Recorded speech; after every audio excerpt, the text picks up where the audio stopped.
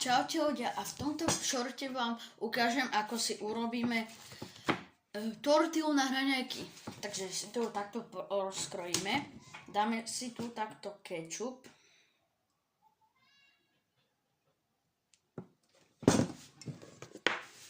Takto si to rozotrete.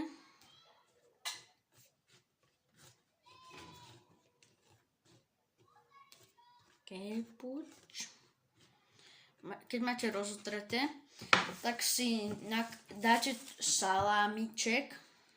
Tak. Na to dáte ešte ďalší, tak. Super. Potom si nakrájame cibulu.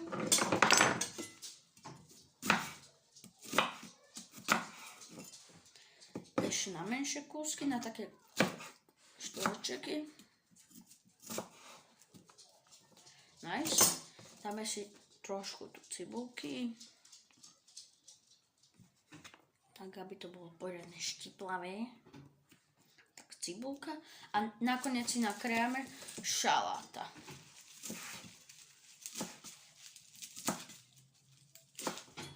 Si tu takto šaláta.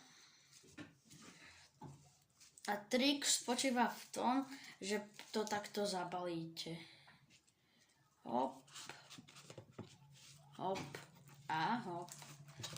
A dáme zapiecť. Dobre, takto. Zapečieme. Nice.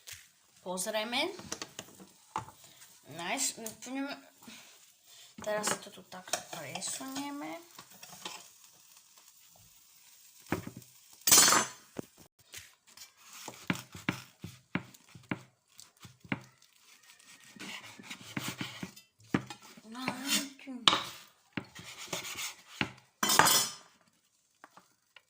Dobrú chuť.